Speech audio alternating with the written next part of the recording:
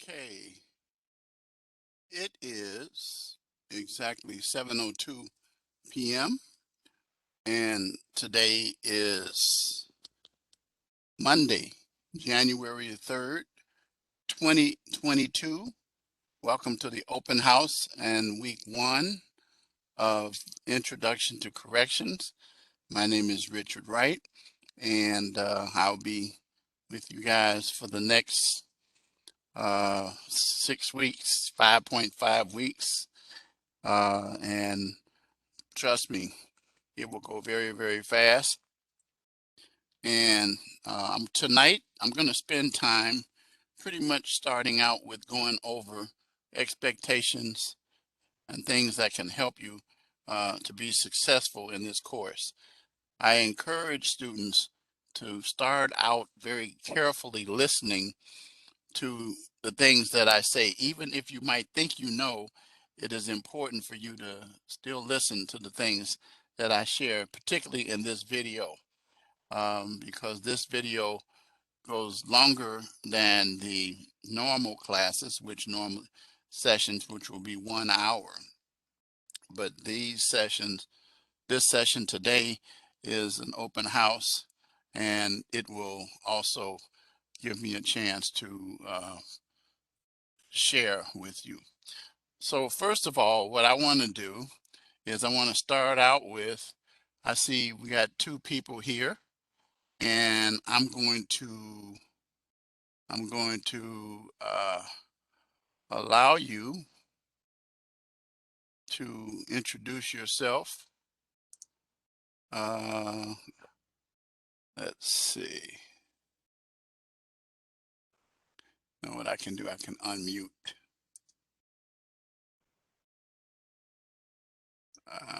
Unmute everybody. Okay. So now everybody is can speak. I see. Hi. Hi, is Madison? No, this is Shannon. It's Shannon. Okay. Yes. Hi. And so Shannon, and then there's Madison there. Do I know you, Madison? Have you been in any of my other classes? No? Nope. I guess I had some Madisons before. Okay, so anyway, I'm going to let you guys, let's go with Shannon first. Shannon Yes. came on, and you can tell me a little bit about yourself and what you hope to gain from this course and that kind of stuff. So go ahead. So I'm a little older. I'm actually 43, and I got into criminal justice The because, reason I'm laughing at you and I'm going to let you go is that when people say that, my oldest daughter is 50 years old. People don't okay, look at me. I'm 71. Do I look like I'm 71? no. I am. I'm 71 years old. So when you said older, I started laughing because 43, you say? Yes. So that means you means you were born in 1978. Yes. Yes. I And graduated from law school in I 1978. You saw that? I listened to your story, and Okay, it's go ahead. so amazing, so inspiring. So I do know that more probably now people are starting off later with their careers, especially when they've always wanted to do something. And I've always wanted to get into law or to criminal justice. And even though I know I surpass the age for a police officer or a special agent for FBI, I do know that there's still positions within the criminal justice I can do. And that's what I want to do mostly, is help and be constructive for the community and the people, especially after this year. It was so disheartening seeing all the riots and the separation of individuals of all colors, of all races. And if I could just do one thing different or help in some way, I feel, why not right now? So, and I have a 10-year-old son, who is extremely smart. And I know that I had a pretty tough life growing up. And I never wanted that for him. I don't want that for him. And he doesn't have that at all. But if he can, become a lawyer, or, we're very God driven. He wants to be a missionary. If he could start there and then get into criminal justice, I just want him to believe that he could do it. Where are you? What area? Where are you from? I'm in Chicago, actually, like 20 minutes outside Roselle. You're up north. Okay. Yeah, yeah. Yes. Okay. Is that where you're from? I'm from Wooddale, Illinois. Yeah, yeah, I know what that is. Yeah. Okay. Yeah, All right. You know, I'm in Illinois, right? I did. I saw Yeah. in your video. I was Yeah. excited that you were from Chicago. Yeah. I'm Plainfield, Illinois, if you know what that is. I do. I do. Yeah. Oh, you're not far. Yeah. Yeah. I'm there. But Chicago, I was born, and you heard my story talking about that. But yeah, so that's good. And actually, I have a student who I'm going to see if I can hook you up with her former student, and she waited until late to get her bachelor's degree, and she ended up I think she ended up finding herself with a job as a probation officer or something like that, because she couldn't go into law enforcement or any of those things. But I'm gonna reach out to her, and I'm sure she'll be happy to connect with you. She's here in Illinois. In fact, she's not too far from where I am in a south suburb. So I'm gonna reach out to her, and then see if I can hook you guys up then. Thank you. I'd love that. I Oh, would love that. and then the other thing is that I don't know if you noticed it or not, but I am a pastor. I did. I did. The first thing I thought, and my mom is extremely religious. She's a reborn Christian. And I thought, I have to show her your story, because she would just be so overwhelmed, overjoyed as well, that I have an instructor that is so religious, and that's heaven sent to her. I will say this to you. I know what you mean when you say that, because a lot of people say that, but I'm not religious. I'm relational. Just I I understand. and that's the old term religion, but it's not. I'm just telling you that my relationship. I look at God as a person, and my relationship. But it is a religion that I practice. So I got you. I know what you're saying. I just always say that to people to remind them. And like I said again, I certainly know how to let you know about adversity as a springboard to success. So you take time to listen to that. So anyway, well, thank you, Madison. I'm looking forward to being able to help you in any way I possibly can.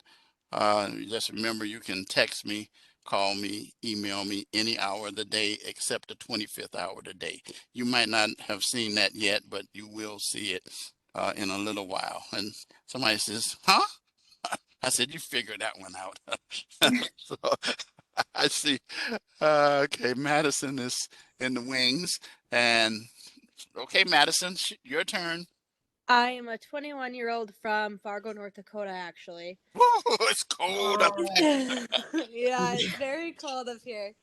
Um, I honestly, after all this talking, I forgot. What am I supposed to, like, why I want to be in criminal justice? Well, just a little bit Or, about yourself, why you want to be in criminal justice, what you hope to achieve in terms of this course.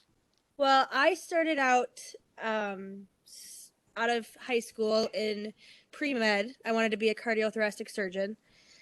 oh, And that changed very quickly. I mean, I loved it. I love all the courses. I still have all the textbooks and everything, but it just wasn't my career path. It just didn't feel like home.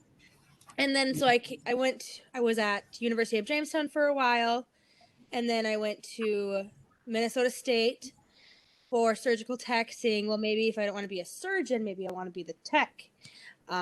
and I completely did a 180, and now I'm here at Rasmussen for criminal justice, and I really feel like I'm at home. My grades are phenomenal, except for last semester 1C, and I just broke down crying after that C, but it's fine. But my grades have skyrocketed, and my like happiness has skyrocketed. Everything just seems to come naturally in this kind of a in criminal justice. It makes sense. It's black and white to me. What do you want to do with criminal justice? I don't really know. I want to be a detective. I really would love to be a detective, but I don't really know yet. Well, you have to be a police officer first before you become a detective. That's Yes, kind I of know. thanks. I don't know if you knew this about me, but I have. And have you listened to my story? No, I You, was wondering what that was. I'll show it to you. You'll see the link. You actually have it already in your Mhm. announcements, but I'll show it to you tonight. The not the whole thing because it's an hour and some minutes, but I'm gonna let you know where you can find it. I practice law primarily as a defense attorney, which is interesting when you hear my story, why I end up defending murderers instead of prosecuting them. But it was something that I respected the person that led me to. Then for a while, I was a police officer. And I did that as I was an investigator. I also was a paralegal. Before there was paralegal titles, I was called a legal assistant. Again, you'll hear all this in my story. And so I've worn all the hats for this particular program. I've worked with tons of probation, parole officers. I have never been a correction officer, but I've worked with a lot of them. In fact, I have one student. She was one of my students when I first started. I've been here 10 years. And I was just awarded my 10-year service achievement thing sitting on my desk here, uh, October 2011. And so, anyway, I love helping students to achieve success. That's my whole goal. That's what we're going to be doing. I'm not easy, uh, and uh, and I invite every one of you to, if you'd like to connect with me, you can go to Facebook and you go to Richard Wright uh, space JD. That JD is not part of my name. That's my degree. That's my law degree from Northwestern. But I'm able to help you and guide you. In fact, I'm working on a couple of letters of recommendation for former students to go to law school right now. And so I do those kind of things. My students become my friends. Yeah, once if you join me on Facebook, you'll see some of the people. I think you're in Minnesota then, right? Fargo. Fargo. Oh, that's right. Yeah, that's right. I don't know why I said Minnesota after you said Fargo, but Minnesota is where I have a lot of students. I had a few at Fargo, but there would used to be two campuses. There was Fargo, and I can't remember the other one, but they shut that one down, like up there in North Dakota. But Fargo is the one. Devil's Lake? Huh? Devil's Lake? No, no, it wasn't Devil's Lake. It was yeah, I can't remember the name of it, but yeah, they did away with that some time ago. So, but yeah, so anyway, welcome to class. Like I said again, I'm here to service and help you. And so I got one more person here. You want to unmute your mic, Lacey? Let's see. Let's see. Okay, you should. Yep, I'm here. Hi. Hi. I don't see you because do you have a camera? Yeah, I do, You but don't want. You yeah, don't and want look, to. I'm muted too. All my kids are all around, like running around and crazy. That's So that is I okay. just That's put okay. mine on mute. I have dogs that run around here. Do you know what a golden doodle is? No Oh, idea. A golden doodle is the kind of dog that I have. He's mixed with poodle and golden retriever, and his name is Milky Way. And hmm. so he has occasionally made an appearance. My office is downstairs in the house, but he breaks away and he comes and makes an appearance. Here he is right here. Um, see him?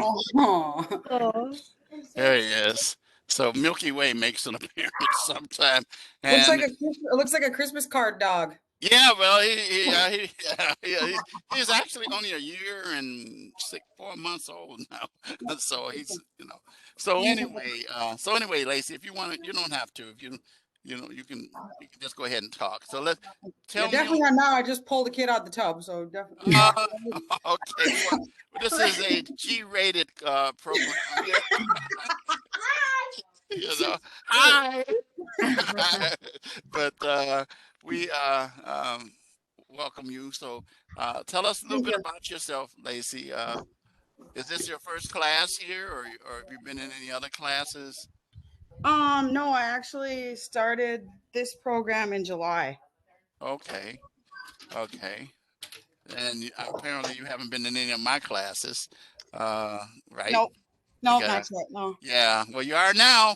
Hey, I am now. But go ahead and tell us a little bit about where you're from, what you want to do, what your goals, and so forth, and so on. Well, I am from Leech Lake Reservation in Minnesota. Mm-hmm. Um, I have 3 kids. This is my first time in this type of program. Like I've been in the hotel restaurant management program at Alec Tech, Alexandria Technical College. Mm-hmm. Um, but this time, so I lost my brother earlier this year. Oh, Well, last year now, February. sorry to hear Um, that. Thank you, appreciate that. To suicide, and Mm, I believe like a huge contribution to it was parental alienation. mm, He had 4 kids that he was alienated from. Well, 2 of them, the older 2, but the younger 2 are twins. And the mother was doing meth, like shooting up meth while she was pregnant with them, like behind my brother's back. And they were born prematurely and taken from her and given to my brother, given full custody to my brother. He divorced her and then got them. And he like struggled with, mental health issues, and he ended up taking his life February. And this county, this crooked county where the biological mother lives, actually they took the kids from our parents' house, and which is their grandparents, and gave them to the biological mother while she had pending meth charges. Um, and that's wrong to me. And the only reason that we can get out of this is kind of a discrimination thing because our whole family's Native American and she's not. Um, so I want to be a private investigator so I can help like assist in family cases to prove parental alienation. wow. You know, um, you haven't heard my story yet. I know you No, haven't. I'm sorry. Yeah, I But, was kind of but late. I was no, I was I'm not. I didn't give it tonight. Oh, I thought you But were telling it. It sounded like you were telling well, something. I was given parts of it because I didn't hear it um, either. it's Lacey. I mean, Shannon heard the whole thing, and right, you heard the whole thing. Unbelievable. And when you hear it, you'll know what I'm talking about. Oh yeah. And I'm gonna share it with you tonight. Not the whole thing because we'd be here too long, but the it's called Adversity as a Springboard to Success, which you'll see on every announcement that I do each week as a Mhm. reminder.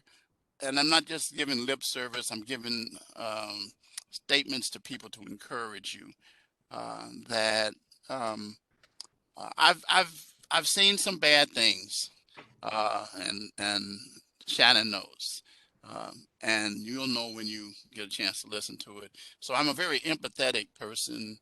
I I totally know that people who get into this field usually are driven by personal experiences. One of the classes that I teach, which you'll want to take coming up, is J250. It has another number to it too, but that's the old number. It's called Drugs and Crime. And I teach that course from the perspective of reminding people about why uh, drugs take place and that uh, crime takes place primarily because of drugs. And anyway, I won't go elaborate, but you can remember that for the future.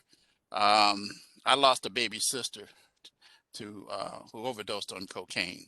So, and by the way, when you hear the story, she was the baby that was the baby when my mother was killed in '63, and you'll hear that as well. So she never had a chance. But the point of the matter is that we need good people, and that's what I try to produce in my classes. And so I'm going to like I said again, welcome you guys to the class. Uh, I'm tough, but there's a reason why I'm tough.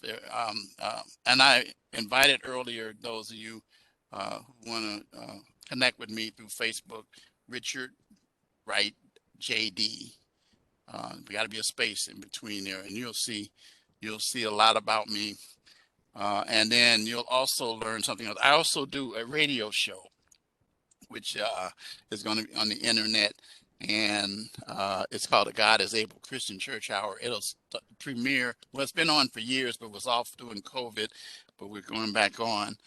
In my background, you see that green thing in the back. That's my green screen, so that because I've done television and radio, and that it will show this when I'm looks like I'm in the studio, but I'll be sitting right here uh, in my man cave, which they invade a lot down here.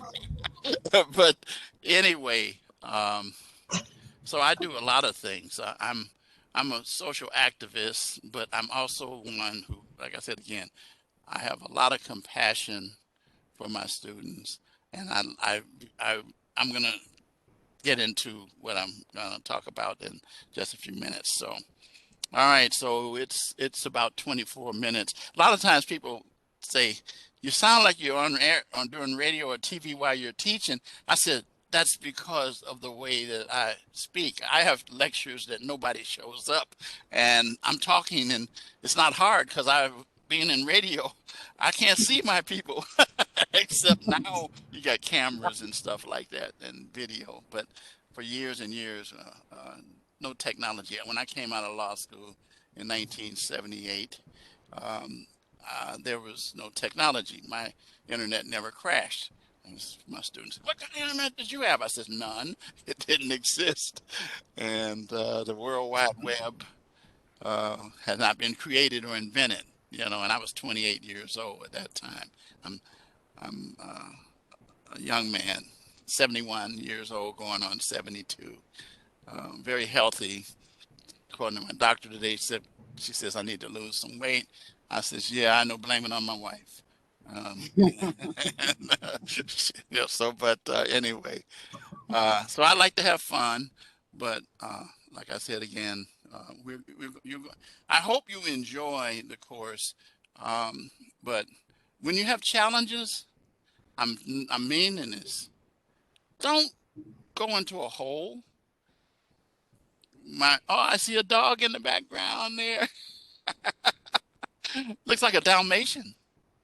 Is that? Yes, that's Florian, my Dalmatian. Yeah. And he just turned 4 today.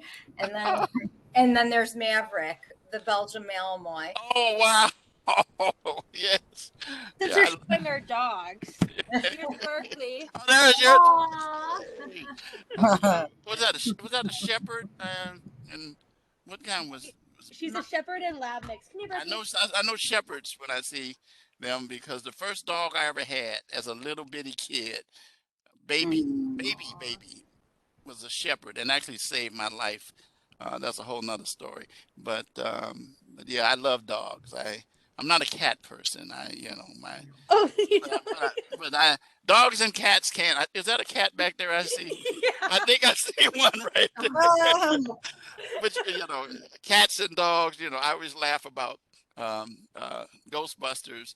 Dogs and cats coalescing, living together, getting along. Like, well, actually, man created that thing about not getting along. Not animals. They can get along pretty well. So Yes.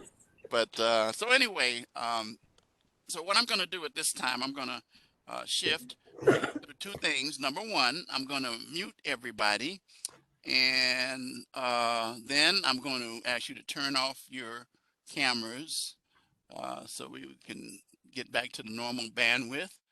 Okay, I got a mute on entry. All right. So everybody is now muted. Okay.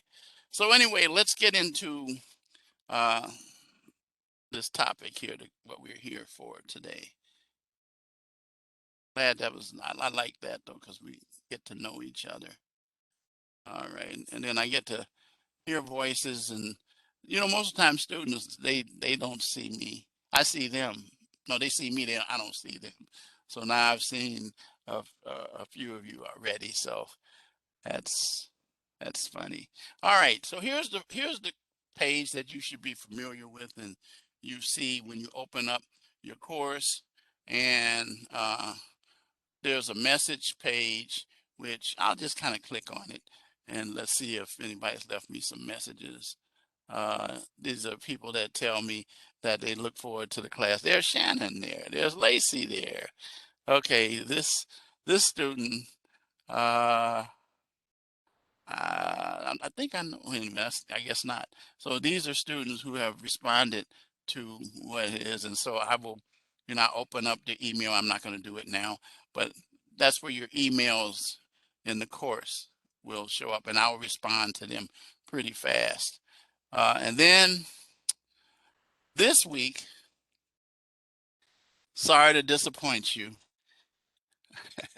you don't have a discussion post this week. Oh, I hear everybody saying, man, that's enough. Nope, there is no discussion post this week. So we start discussion posts next week. So I'll defer any discussion about discussion posts until the next lecture, which will be next week. And then each week after that, we have discussion posts. The course chat, if you go to that, which is at the bottom, that's where you can see the little thing about me. And then you can see me. That's my wife. That's my oldest son, Richard, who's 27. Well, he'll be 27 this year. She's 21 in a couple of days, the 7th. He is 20. That's Julian. And then that's Jillian. She's much bigger now. She's 13 now. So that's an old picture of her. But this tells you a little bit about me. This was my crown achievement, June 1978, when I graduated from law school. And that young man right there, yes. And the man I received the diploma from was David Reuter, who became the head of the Securities and Exchange Commission and tried to recruit all of us to go work for him. We told him no, we went and worked other places. And then this is a little mnemonic that I have that I developed, and I use it actually as in public speaking based on the word lawyers. And I tell everybody that everybody uses every one of these, and I'm not going to go over them, but you can look at them at your own. This has also my email address. You'll see Richard at .Wright without a 2 or a 2. And then this is my personal email. You can use that one too. You can call me or text me at this number. You can call this number, that's my office, but I'm never on campus. I remotely work, but if you do call that number, it'll send a message to me. But this is the number that you use. So that's the course chat there, a little bit about me. All right, so now let's get and take a look at the course calendar. All right, I like to use, let me move you guys out of the way, the month view. As you can see, the course began today. And then if you click on these things, like for example, you click on this, it will scroll down and it tells you that it's a lecture taking place 7 to 8:30. And then that's the link, which I don't need to tell you because you're here already on it. Okay. So that's the start there of the class. And then you will see too this week, you got reading and stuff you do and things like that. You have no discussion posts, which you'll normally be do reply posts Saturday. And then anyway, like I said, I said I'm going to do that. We'll wait till next week. Your written assignment is due on the 9th, and we'll talk about that in a little bit. Your quiz. You will have 3 times, good people, to do this quiz. They're all timed. Don't worry about, and by the way, you're not supposed to be taking notes. It's a closed book thing. And the highest score will be the final grade. Now, and please, once you start it, don't go to the washroom, don't go to any of those things, don't take care of the kids. I have people that have done that and they've messed up. But you gotta be in a good place then. And then the live classroom phrase is due on the 9th, which you guys will have a heads up on it because you're here tonight. Now, so each week, now let me spin ahead. I will do this every week. See, the course ends the 8th of February, which is a Tuesday. Okay? And that's what you need to be aware of. It is a Tuesday. Now, going back to January, and I want to show you them again. Notice this. Your lectures all take place on Mondays, 7 o'clock p.m. CST, and go all the way until I think the last one is the 31st. Yep. Yeah, the last one was the 31st. That's the last lecture because the course ends the following week. Now, that is for week 5. We do not have a week 6 lecture. That's another thing about this course. But what I will do in that week is cover what you need to do to be prepared for this. All right. So you'll pretty much be up to date here. So your calendar here is yours, and you can click on it, and you can go and you can find everything that you need to find there. All right. But I always remind people that the course absolutely ends on that day. And if you haven't gotten your assignments in, then I got an issue and wouldn't be able to do anything with them. All right, so now I have your, let's see, before I get to announcements, I want to go to the syllabus. Here's the syllabus. You should take time to read it. It's very important. And it has stuff like my name, and then that's where you see my office hours. My office hours are, you can text me, call me. I gotta fix that. That's I was typing too fast when I did that. So I'll fix that later. Or email me any hour of the day except the 25th hour. If you tell me, you text me, call me, email me the 25th hour of the day, first thing I'm going to ask you is, how did you do that? And I think everybody knows what I'm saying.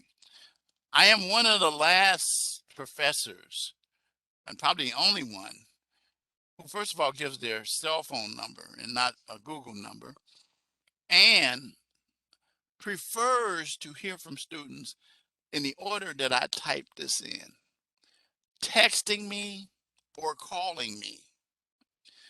I like to communicate with my students.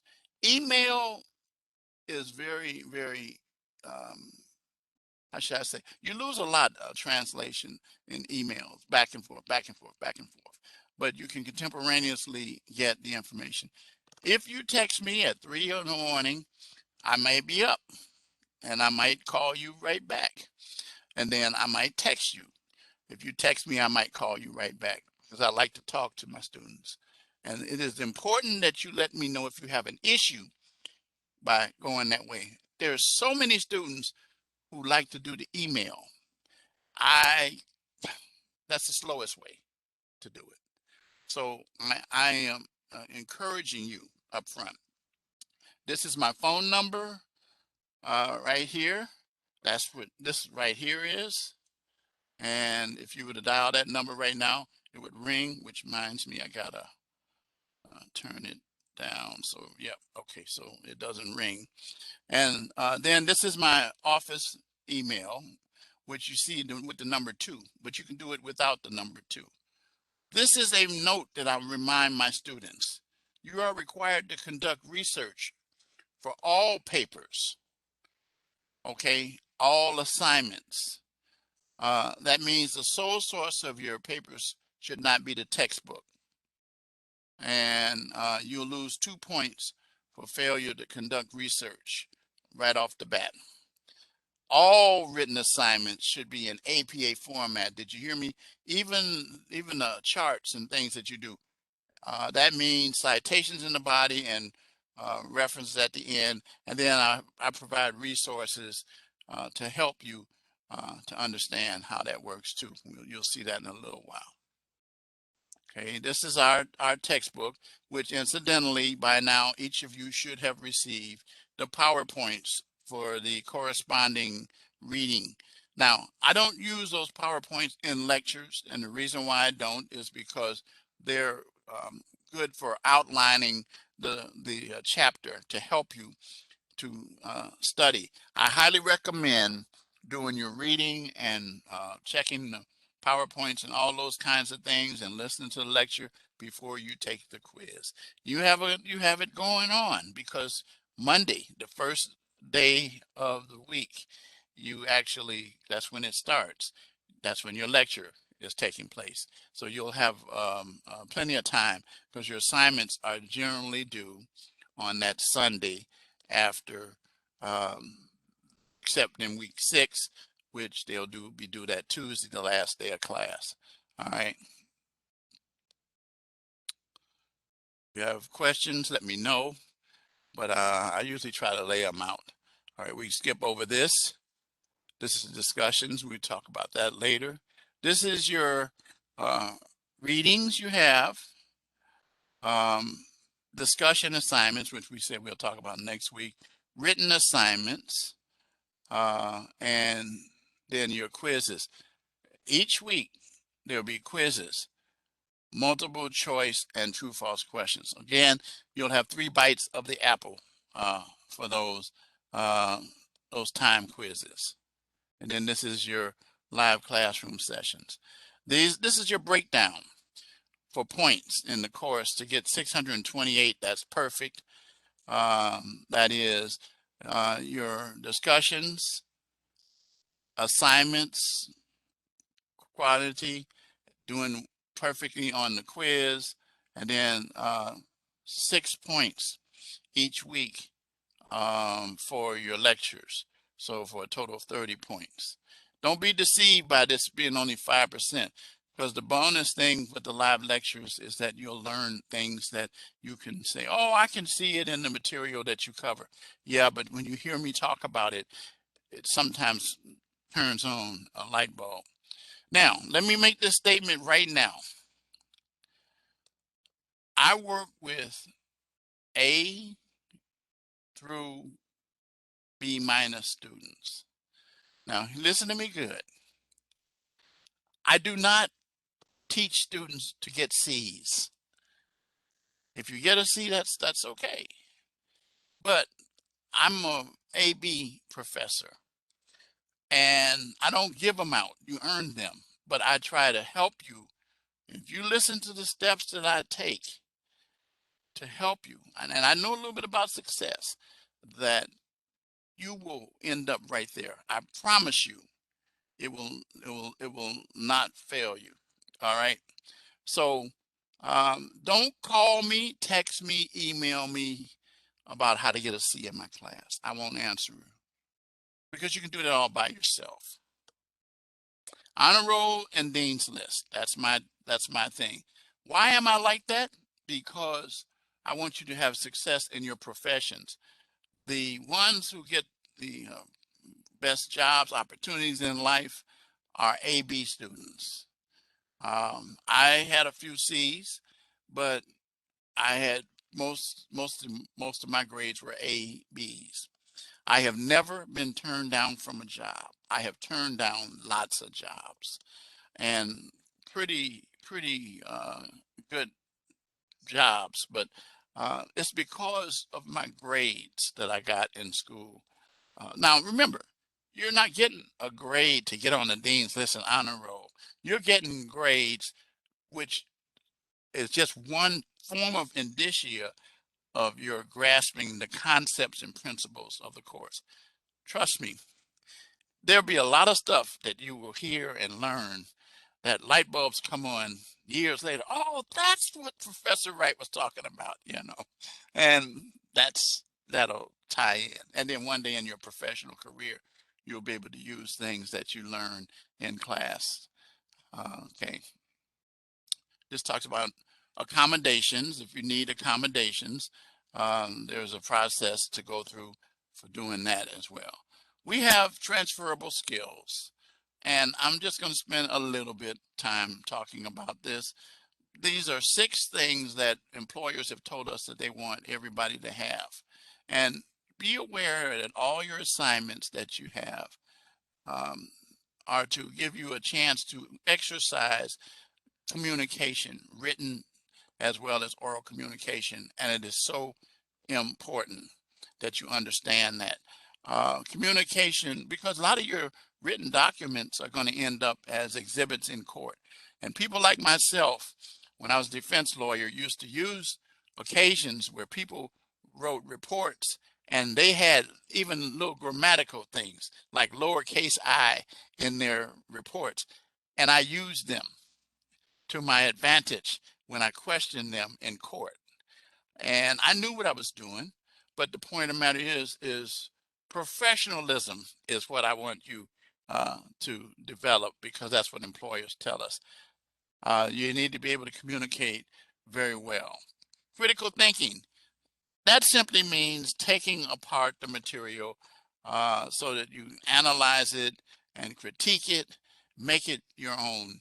And there's some materials that are in this in the resources tab that I'll share with you that help you with critical thinking. I'm a critical thinker naturally because I went to law school and I use what they call the Socratic method. I almost use that when I teach my students, because I'll ask a question and then all of a sudden so many questions asked, a light bulb comes on and says, I know what you're talking about now. Digital fluency. Everything's digital. All processes, the courses, the textbooks. Shoot, when I was in school, we had these heavy hernia producing books. I mean, big books. And I now have all of my books actually on this phone or on my computer, so I can access the textbook for each of my courses. But you need to be able to do this. Reports are all done. Everything's done laptops, computers, and things of that nature. Diversity and teamwork. I love diversity. It is what our country is made up of. People should respect people for their ethnicity, their cultures, and what they believe. Respect people. There are people who take issue with people because of their sexual preference, LGBT, LGBTQ. You know what? We got to learn to uh, deal with people from all backgrounds in criminal justice. You're going to work in teams as well. But I always tell people that we have a diversity and inclusion council, of which I'm kind of an active member. Sometimes I have a chance to attend some of our meetings. And this school encourages diversity and inclusion, very much so. And that's what I love about Rasmussen as well. I I always tell people, I says the only people that I don't like and can't tolerate are people who, when you cut them, their blood's not red. You figure that one out. Now, one of my nursing colleagues, I know it's blue, but I don't ever see it when it's blue. I see it when it's red. I had to go today to get some blood drawn today for my annual physical, and it was still red. But you know what I mean. It doesn't matter what race you are, your blood's still going to be red. And we should love people who have red blood. Ethic, ethics, ethics and professional responsibility. We need a lot of that in criminal justice. An unethical student is an unethical professional. Unethical students, unethical professionals usually end up in bad situations, and they do things that get them in trouble and can send them to jail. As we have learned this about police officers. Those of you in Minnesota know about the Chauvin case. Everybody in the country knows about the Chauvin case, and the Kim Potter, the case involving that. People have to understand you've got to operate ethically, and you got to follow your training and professional responsibility. You're going to be held to a high standard. They had to do that as lawyers. Information literacy. Credible sources should always be used. There is one source that I never want to see any of you use in my classes. It's called Wikipedia. Never use it. Never.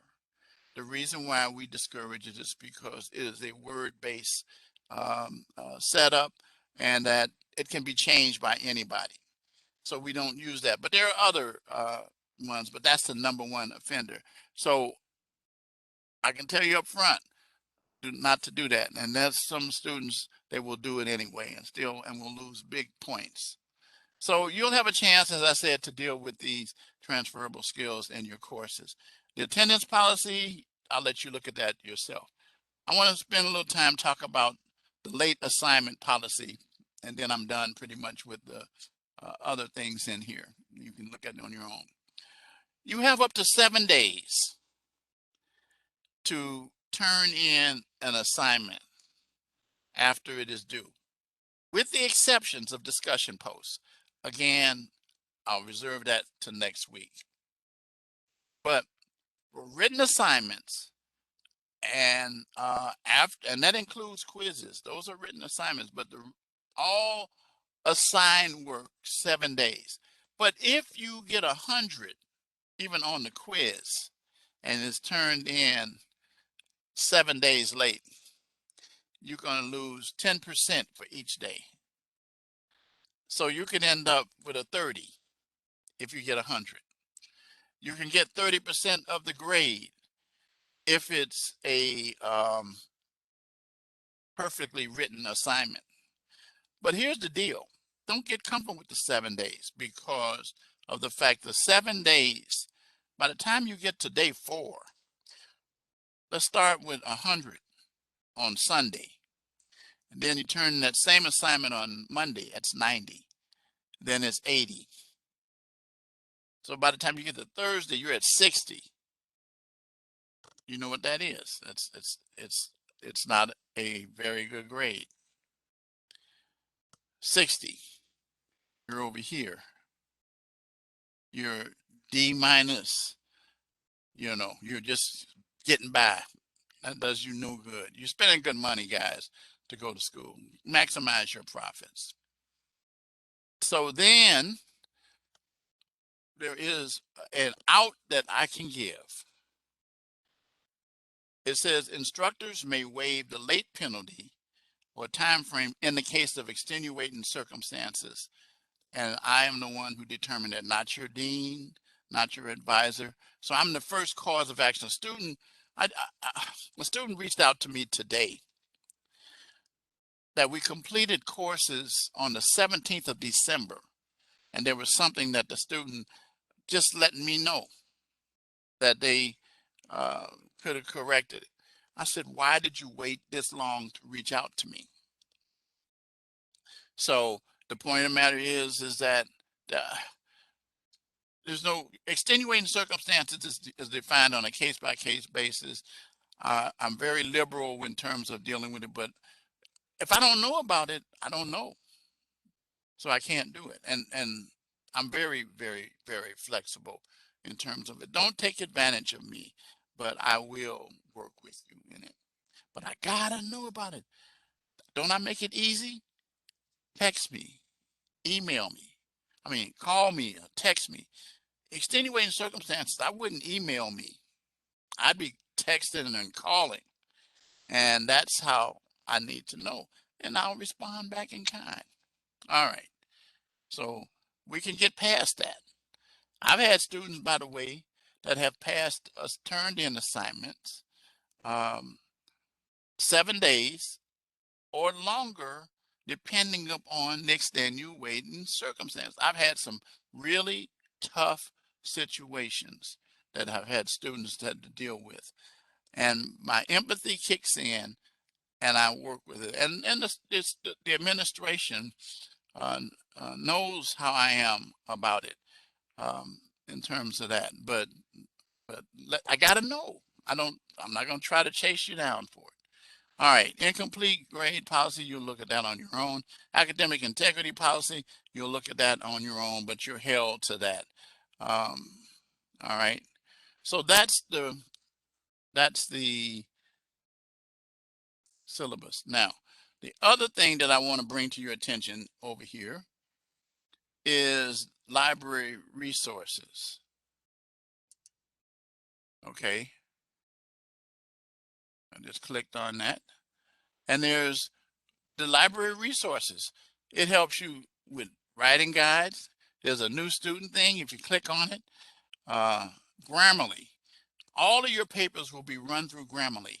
You should have a Grammarly account that is created using your Rasmussen email, and it's no cost. And when you do your assignments, run your papers through Grammarly, because I will. And if you get 26% and above, you're going to lose 26% of your grade. All right. Articles, APA. We'll talk about that a little bit too as well. The writing lab. These are all things that can help you. Transferable skills, I just told you about that. But if you want to find some more about that, you can click on that. And it explains, gives you things to help you as well with that. All right. All right. Let's get out of, and then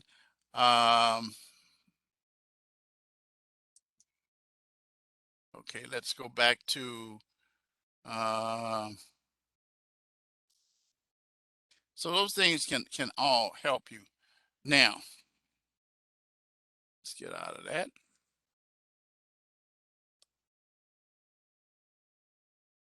So now let's get to our announcements. Okay, now we got a little over half an hour to go, and we're doing good with this. The writing process. By the way, you'll have these available to you all the time. This tells you the writing process that can help you. I'm not going to go over that, but there it is right there for you. Here's the adversity as a springboard of success that I was talking about earlier, which is my story that Shannon is familiar with. And I invite you guys and all classmates, all you have to do is click on this and it opens up a YouTube video, which get that out of there. It's an hour and 3 minutes long, and it just kind of like tells you a story where I'm talking about the adversity that I went through and letting you know how I feel about helping my students. There's somebody told me that after that, there's a few other videos. Sometimes they'll see my sermons. You'll see over here like Pastor Julianne Wright and my son, Minister Richard Wright. But anyway, this is where you get that from. All right. Take time to listen to it. Share it. Feel free to share it with other people too as well. APA assistance. Here is where you can learn about APA. If you need tutoring, APA tutoring is also available. And this is the toolkit. And it tells you about in-text citations and references. One of the main reasons why students don't do well in my course is they don't follow the rubric, which we're gonna talk about in a little bit. But APA is there. We use 7th edition, and there's some videos and things that can help you. And then once again, there are tutorials that can help you. It's all kinds of things that we have here. APA Quick Start, where you can go through and you can look at this to learn about APA as well. And then there's a library. You see chat that pops up whenever you're on here. Right now they're not on. But anyway, maybe they are. But anyway, they will help you. Our librarian is Dennis Johnson, and then you can see here APA Library and Learning Guide. We just saw that a few minutes ago, and this just tells stuff about your school as well. Different programs, School of Justice Studies, research tools and guides that can help you. Just a myriad of things. APA guide again. This tells you how to get APA tutoring. And these are students, just like you, who have demonstrated that they are on the Dean's List and Honor Roll, and they actually get the opportunity to do that as well. I'm always asked to send the names of students. I've had several students in my lectures who were students who were involved with that. Academic integrity video. I'm going to take some time right now. And this gentleman here is John Malatic, who is the Dean of the Learning Center. And I'm going to share this video with you. Now, I warn you, it might be choppy, but listen to it. But I'm also going to have have the words closed captions, so you'll be able to English. Okay. So pay attention. I'm going to take my head that you can hear it. Then I'll be right back after this.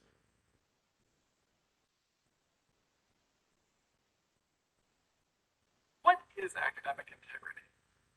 Academic integrity is making decisions in your academic life that are based on honesty, trust, fairness, responsibility, and respect. This means being honest in the work you do, while respecting the work that others do. So what is cheating? Cheating means distributing answers or information by any means other than those expressly permitted by an assignment's requirements or an instructor.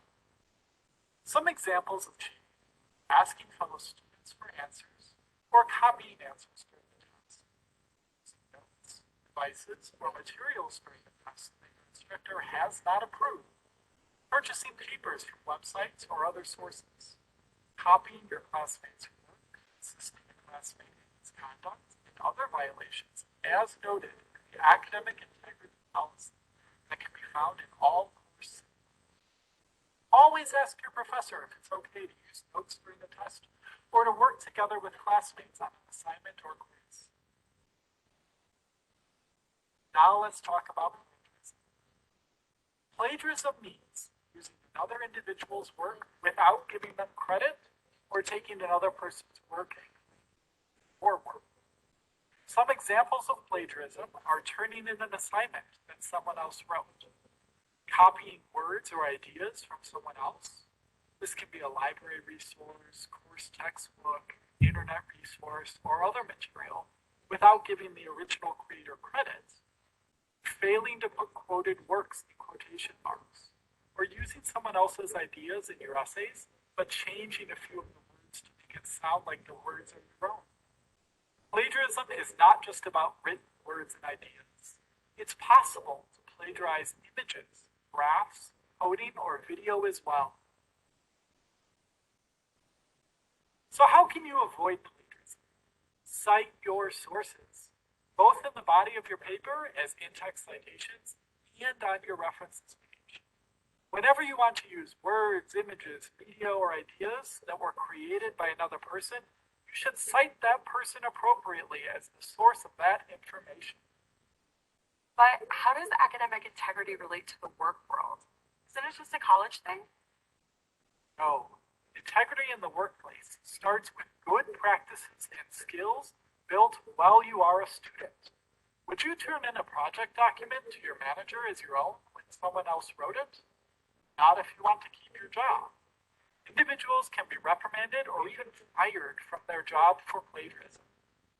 Following academic integrity guidelines while you are in school builds those skills and ethical practices that carry through to the workforce. Okay, I understand how they're connected, but what do I do if I need more help? If you have questions on the academic integrity policy, consult your course syllabus, talk with your instructor or dean, and if you need assistance with APA citation style or how to avoid plagiarism, contact the Rasmussen library team through our live chat or schedule a research appointment on our library website or through the resources tab of your course. If you would like APA tutoring, schedule an appointment with one of our peer tutors on the course resources tab. Okay, so now you why we stress APA. It's an academic integrity issue and giving credit for sources. But remember, plagiarism with Grammarly will come about if you are just copying and pasting material without any critical thinking demonstrated in your paper. We're really interested in your critical thinking as well. Okay. Here is your welcome announcement. This was posted and it told you about the course.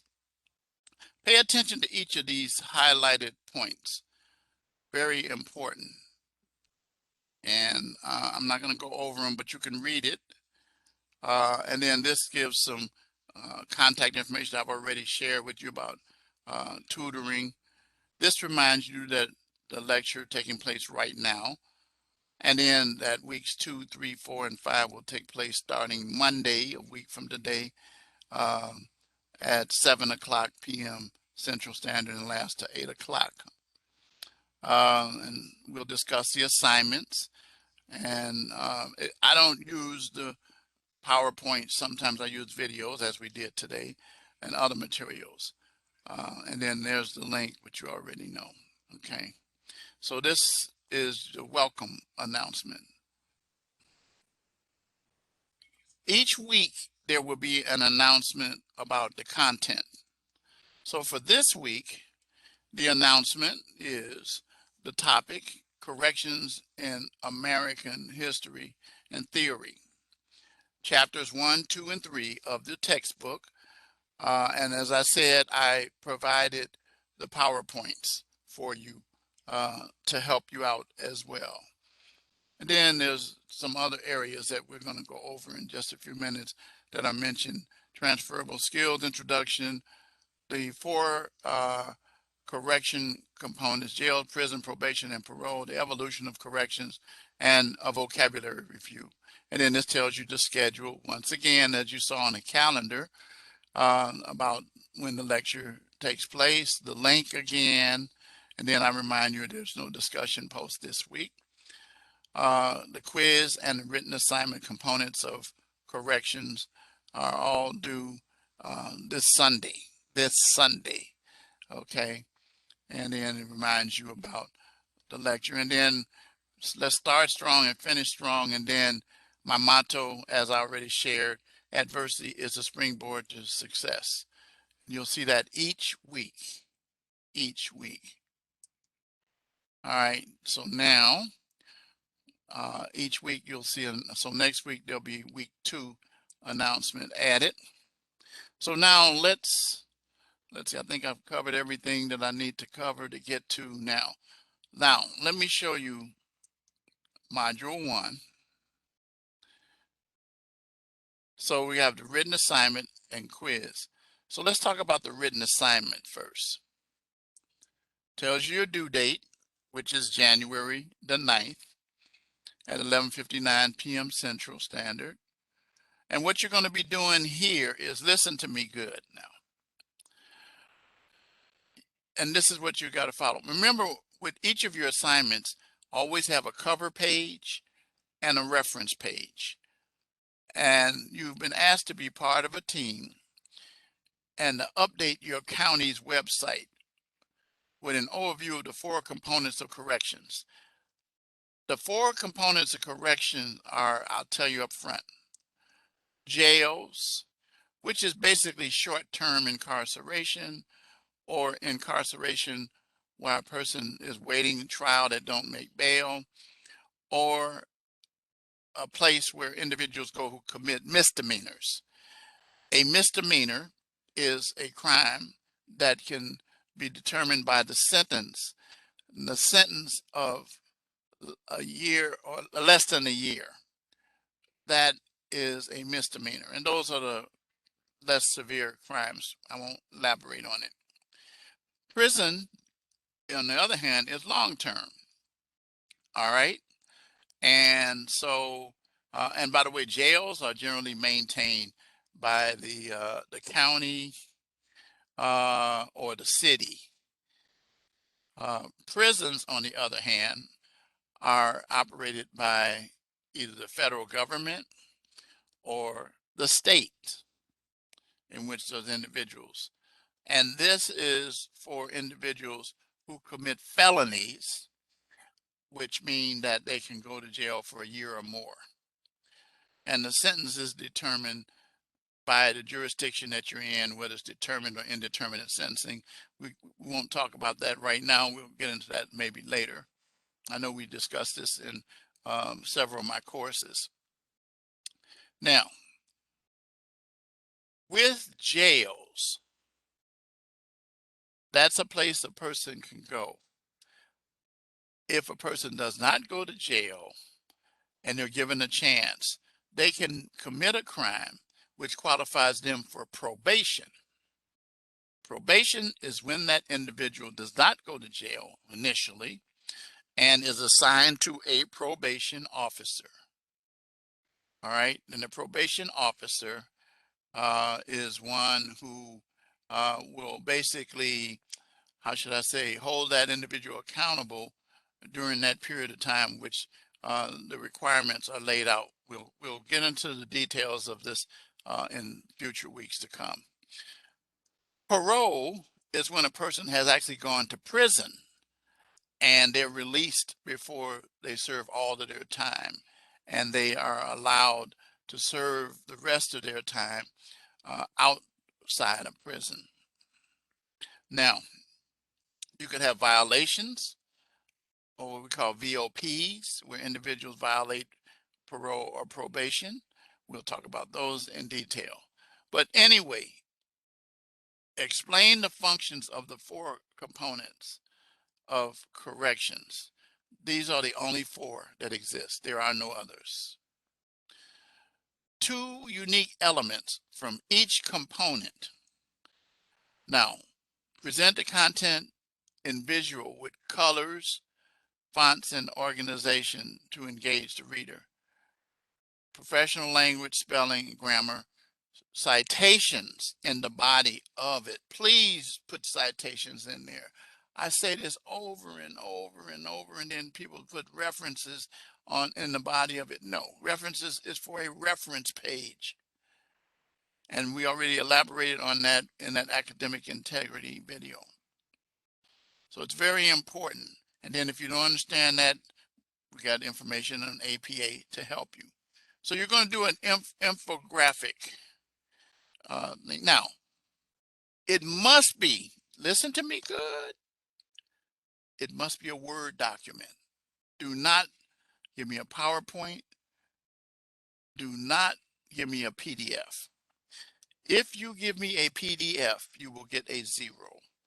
That doesn't mean, no, you can't come back and get it done correctly in the right format, but it needs to be a Word document.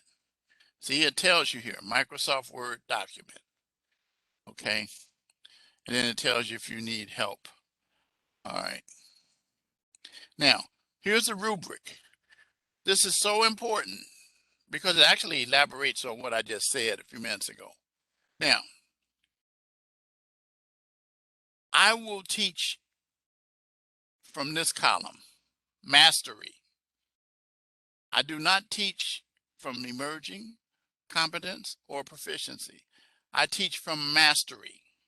And I tell you, let me say this to you up front. It's so easy, but it's so easy to miss. You see in front of you the criteria of functions of components. Exemplary explanation of the 4 functions, the 4 functions of, I'm sorry, the functions of the 4 components with thorough supporting details and examples. That means citations in the body. Unique elements of each component. Okay. And then with color, font, and free from spelling. This is the, let me say this. You have to ask yourself, did I do this correctly? How long does it need to be? As long as it needs to be to get the assignments done. Don't throw me something together real quick. I can tell. I can tell. I can really tell. But it's very important, and you will lose points for no research. Don't use your textbook, focusing on primarily. Don't use your PowerPoints, which actually is part of your textbook, but demonstrate research. Very important. That's what we really want to get you to do. If you don't do that, you end up over here. And this, you get 55 as your grade. I can tell you already. And that's not passing.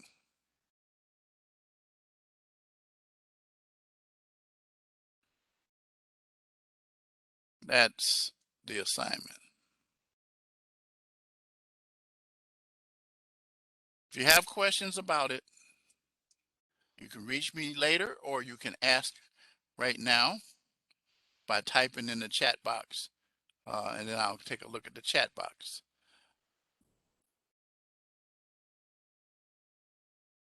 Something that you need clarification on, let me know. Let me know before you do the assignment, before you submit it. A visual map? Okay. Look at it. Look at the frequently asked questions. And here it is. It's real simple. Here it is. Oops. I forgot. This is the page that they haven't fixed. No, they haven't fixed it. Doggone it, they're supposed to fix it. But this basically what it is. It's a chart or graph, pretty much what we're looking for to show the components of these of the criminal justice corrections area. Jails, a little bit about jails, about prisons, and a infographic is what a lot of people use, and they should have gotten this one. Yeah, good. They finally did. They fixed it. And they show you what some of these things look like. They're colorful, but remember they're Word documents and citing sources and so forth and so on. That's mainly what even the other thing is. Okay, does that help you? Okay. So it's not an essay form. And I have some from other classes, but I'm not allowed to show you what a perfect paper looks like. I can't do that. I cannot, because unfortunately, um, that has happened with some of my colleagues. We've had discussions during faculty meetings, and they have ended up either on Course Hero or one of those paper mill assignment things. But we don't want that out there. So, by the way, you have unlimited times to do this during the course of that week before the due date. So if you submit it and then you read it over and then you realize it didn't satisfy the requirements of the rubric, then do it a second one. You don't have to tell me don't grade it. I'm going to grade them both, because the one with the highest grade is going to be the final grade anyway. Okay, everybody good? Okay. The quiz, I can't click on that. You're welcome. I cannot click on the quiz. If I do, it's going to show you the quiz, and I'm not going to do that. Okay. It's a time quiz. It's 30 minutes that you have. All right. So as you already know, it's a combination of true, false, but it's based on the materials for that week. Your live classroom recording here. This tells you again the link. Now, what's going to happen today is, and by the way, you should be aware, I do this differently from some professors. Your lectures that you will see, the recordings, are going to be YouTube videos. The reason what I do is I convert them over, not using WebEx. And there's a reason why I don't, because WebEx has a tendency sometimes to need some work done on it, and YouTube seems not to have that. And then the other thing is that they're always there. You can look on, you can put them on your phone, you can look at them on your tablet, you can look at them whether I'm an Android person. Most of you out there are Apple people, and you can use the iPad, iPhones, and all other kind of things that you have. But this is the original, and this shows the time that is taking place. But I will be replacing this with the link to the lecture, and then I'll email it to you as well. So those of you who are here can even go back and review at that particular time. All right. Transferable skills. Again, this week it tells you some more if you want to learn about transferable skills, and it's some good material. So you click start, and then I think, let me see, I think this is a little tricky one. Is this the one where you click? No, that we don't want to do. Okay, let's go next. Then we go to next. There we go. Transferable skills, and then it explains them and so forth. And then you go to next. And then our transferable skills. Each of these, you can click on them and they give you a little blurb about them, what I just shared with you a few minutes ago to help you as well. Okay. All right. And then interpersonal. Now, here's what happens is that interpersonal and personal skills. Here we go. Ethics and professional responsibility, diversity, and teamwork. That's interpersonal because you're dealing with other individuals. Your personal skills are digital fluency, information literacy, and critical thinking. That's your individual personal skills of the six, just so you know. And then that's the end of it there. Click next. And then close. So anyway, that's there for you as well. The 4 components, I already told you what they were, so I'm not going to elaborate on it, and you can go and you can look at all of this stuff, and I'm not going to talk about it, but this is for information and historical to help you as well, dealing with each of the areas. And then we talked about indeterminate sentencing, where there's a range of sentences, like 2 to 5 years. And the paroling authority determines when to release that are within the 2 to 5 year range. Determinate sentencing, the court is bound by the statute and by a number of days, months, a year. So we know for sure when, pretty much when a person's going to get out unless they commit some violations there. And this all came from your textbook, by the way.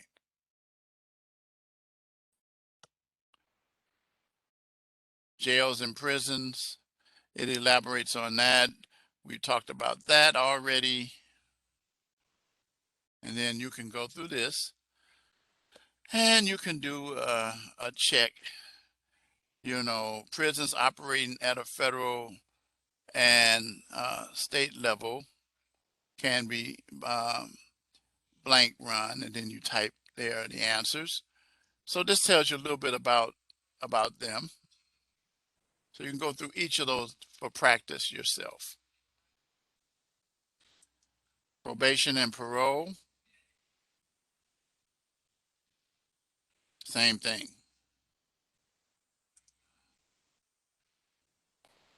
Process rights apply to the revocation process. You know, you'll be able to know that from your reading as well. And this again is to help you. We're almost at the end here. The evolution of corrections. This is just basically a history of where corrections evolved from. And you'll see the little chart here that tells you an introduction of how corrections started out. And then this tells you next the timelines that are used specifically going back to BC to the Middle Ages, all the way up to the current time. And if you click on this, you can go through and you can read about, boy, the Code of Hammurabi. I laugh about this because I first learned about this in law school. It's a little plaque that we have at the law school right now, and it talks about restitution and all those things. And then you go through all the periods, and it helps you to understand. Middle Ages, flogging and branding. We don't do this stuff. Torture, gallery slave, gallows, exile and banishment. We don't do that. We don't do that.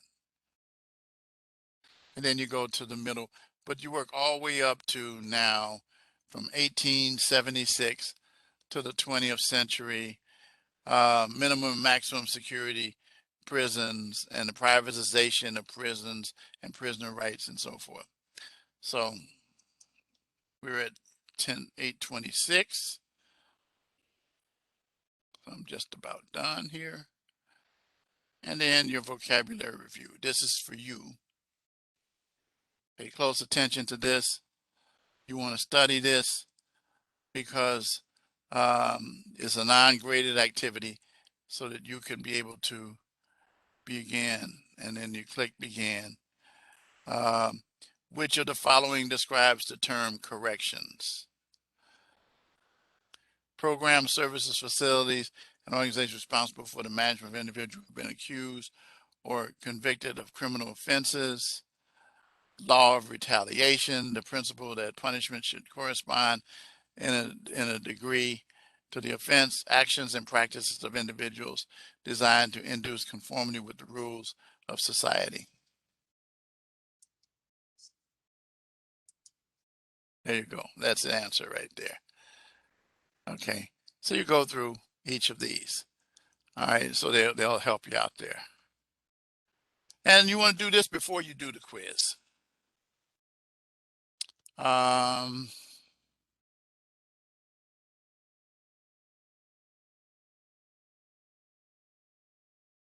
Any questions? I'm looking at the chat box now. Any questions?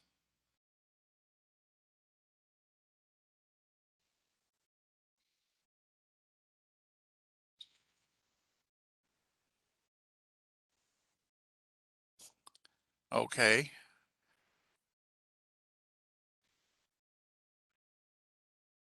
Okay.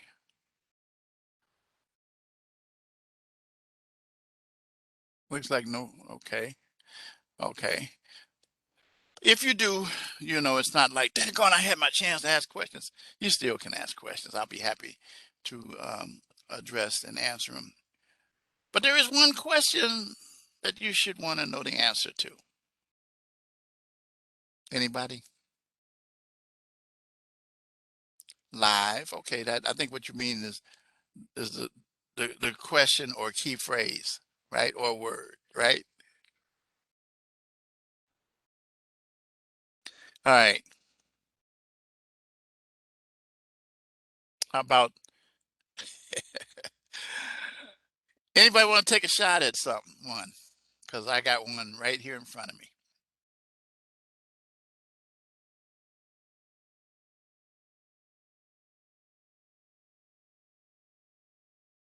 That's a good one, but that's not it. I used to use that one, but I don't use that one anymore. But that's one.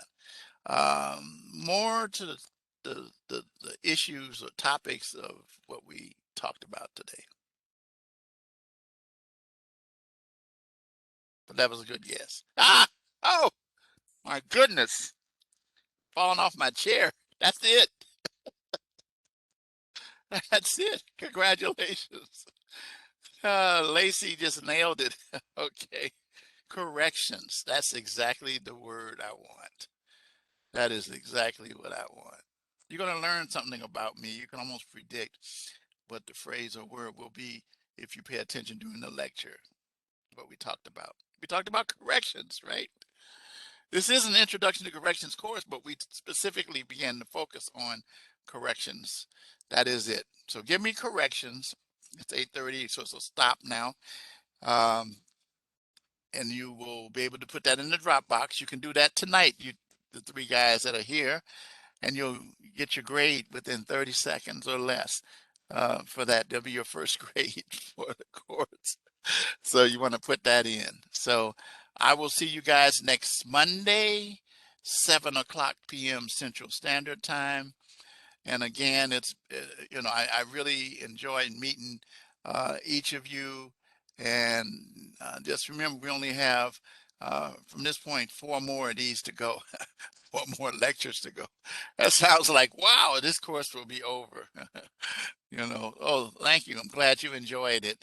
I'm glad you enjoyed it. I try to make it as interesting as possible.